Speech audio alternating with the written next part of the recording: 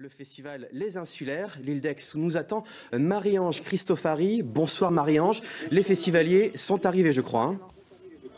Et oui, le festival a ouvert officiellement depuis midi 03, mais vous avez raison, depuis hier déjà. Les festivaliers affluent au rythme des navettes, des marées. 5000 devraient se succéder d'ici dimanche. Tout le monde est le bienvenu, mais c'est l'occasion de retrouvailles entre le peuple des insulaires. Dans l'ambiance des fanfares, reportage au cœur du village du festival avec Tanguy Squazec, Laurent Gauthier, François Gallard et Maude Coudrin. Joyeuse pagaille au débarquement du Pierre-Loti. Par bonheur sur le quai, un comité d'accueil est là pour tenter de démêler les Belle-Îlois des Groisillons et les Sénans des îles d'Arrée. Lino Moine, vous n'avez pas trouvé tous vos Ouessantais? Non, pour le moment je ne le trouve pas. Il n'y a personne pour Ouessant, mais Belle-Île, oui, tout le monde est là. Et c'est pas moi qui m'en occupe. Une fois que chacun a retrouvé ses petits, direction le village du festival. Il faut passer à la banque, faire le plein de tridou. 10, 20, 30, 40, 45. Tout ce qui s'achète ici s'achète en tridou. Et alors vous allez en faire quoi de ces tridous? Eh ben on va acheter toutes les choses, des saucisses de Molène, des trucs, je sais pas, on n'a pas fait le tour encore. Un tour pour découvrir les spécialités des uns et des autres, pour le plaisir de se retrouver entre Iliens. C'est une grande famille et avec une solidarité sans faille. vous savez pourquoi les Ouessantins ont les oreilles pointues, bien sûr? Parce que les parents les prenaient comme ça. Regarde Molène au loin. Molène est appelée à disparaître, ils sont au ras de l'eau. Hein. Oui. Nous, Ouessant, Ces petites marques d'affection mises à part, la solidarité est bien réelle entre tous ces insulaires et le festival est un grand moment d'échange et de partage d'expériences.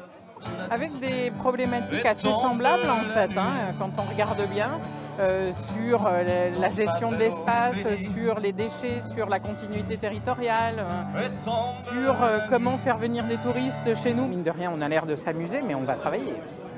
Il y aura donc des débats, des expos, des concerts. La grande fête des îles du Ponant démarre en fanfare.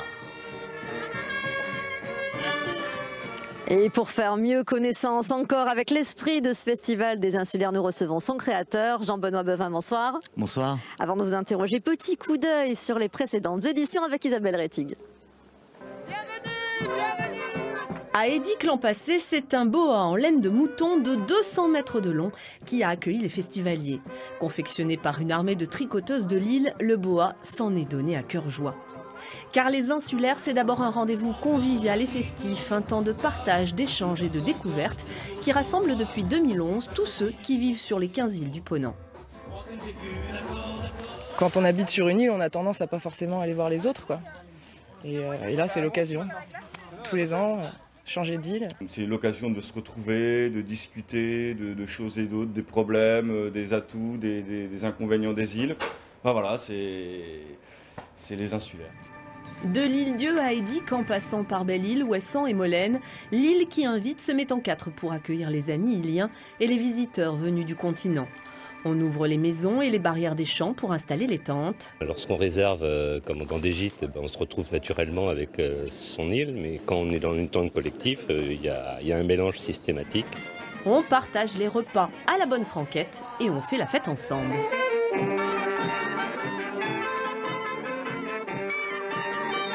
On vit à peu près les mêmes problèmes, les mêmes satisfactions, les mêmes joies, les mêmes plaisirs. Donc c'est bien d'échanger aussi à propos de tout ce qui se déroule entre nous. Car les Iliens se posent aussi beaucoup de questions. Comment vivre sur les îles, se loger, travailler, développer l'économie ou le tourisme tout en gardant son âme? Comment faire face aux enjeux que sont le développement durable ou les nouvelles technologies? Des thématiques qui chaque année font l'objet de conférences et de débats. Ce qui me plaît, c'est que ça donne une vision positive, je dirais presque combative des îles, et non pas uniquement des éléments de patrimoine un peu fossilisés. Insulaire, c'est aussi l'occasion de goûter aux produits du terroir, d'assister au célèbre concours de godilles,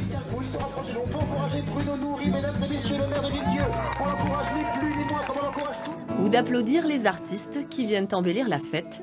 L'an passé, c'est Yann Tiersen qui a régalé les festivaliers.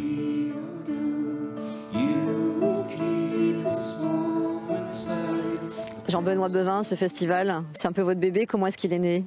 Alors il y a une idée toute simple, hein, c'est réunir les habitants des îles. Moi je suis pas insulaire. Et j'imaginais que les habitants des îles se connaissaient tous, étaient tous cousins, se voyaient tous les dimanches. Et puis en fait, je me suis aperçu que non, c'était pas du tout le cas. Sauf que quand ils se rencontrent, ils ont énormément de choses à se dire. Donc l'idée du festival, c'est ça, c'est de créer un prétexte à cette rencontre entre les habitants des îles pour faire la fête, et puis aussi pour discuter, échanger, créer des liens, renforcer les liens entre les insulaires. Et on voit que ça marche parce qu'ils ont encore une fois beaucoup de choses à se dire. Échanger les beaux tuyaux, la solidarité elle était plus valable sur une île donnée entre Iliens, mais pas d'île en île. Ouais, l'insularité, la solidarité sur les îles, c'est quelque chose de très fort parce que ce sont des communautés qui ne sont pas virtuelles, hein, qui sont des communautés réelles, et on voit que ça marche sur les îles. C'est vrai que ça reste des territoires isolés parce que habiter sur une île, c'est habiter sur un caillou entouré d'eau, et donc on ressent ce besoin des insulaires aussi de tisser des liens avec les autres îles, et on a l'impression, en tous les cas, à travers ce festival qui existe depuis 5 ans, que on représente en quelque sorte le peuple des îles. Enfin, en tous les cas, les gens le ressentent vraiment. Et donc ça, c'est une belle réussite pour nous. C'est quoi le principal apport de ce festival? Donc cette solidarité qui existe je pense vraiment, ce sont ces liens qui ont peut-être été créés au départ, qui se sont tissés depuis, et puis on voit que maintenant les gens ont pris l'habitude à chaque mois de septembre de se retrouver, ils ont hâte. C'est la seule occasion qu'ils ont. Des bébés. Et alors oui, il y a même eu quelques-uns sont officiels. En tous les cas, on les a identifiés. Il y a des rencontres, etc. Des gens qui se sont mariés, qui ont déménagé d'une île sur l'autre. Même si on n'est pas une agence matrimoniale, je vous rassure, c'est une belle réussite pour nous aussi. Allez, l'attraction à ne pas rater dans ce week-end de festivités.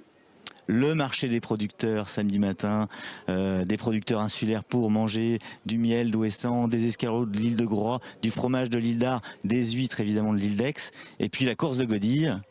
Samedi après-midi, avec la finale dimanche matin, et on verra si Molène sera détrônée, puisque ça fait déjà 3 ans, je crois, que Molène remporte le titre de la Godille insulaire. Bon, vous pratiquez, vous, cette histoire de barque manœuvrée avec une seule rame? Absolument pas. Bon, ok. Merci Jean-Benoît Bevin d'avoir répondu à notre invitation. Et parmi le millier d'insulaires invités, attendus, la plus grosse délégation, c'est évidemment celle des îles bretonnes. Ils sont majoritaires en même temps. François Privat et Joël Bouchon sont partis à la recherche aujourd'hui, regardez. De la Bretagne à Aix, dans une luminosité de septembre, au petit matin, à la découverte d'un croissant de terre long de 3 km à peine. Pour le tour, il y en a pour à peu près 2 heures, en sachant que vous avez quand même plein d'endroits avec des points de vue sympas. Et on y rencontre aussi des vedettes de la télévision. Ici, c'est le relief et l'architecture des maisons qui surprennent le plus les Bretons. C'est très particulier en termes d'environnement, on n'est pas habitué, hein, c'est très fortifié, c'est une île un peu à part de ce côté-là par rapport aux nôtres, quoi. Et c'est plat surtout. C'est plat. Nous, c'est des maisons avec des toits en ardoise, ici c'est des tuiles, des petites maisons basses, toutes les unes collées les unes aux autres. Voilà. Mais le climat, meilleur. Le climat, oui. Avec une dizaine d'îles du Ponant, la Bretagne truste littéralement le village du festival.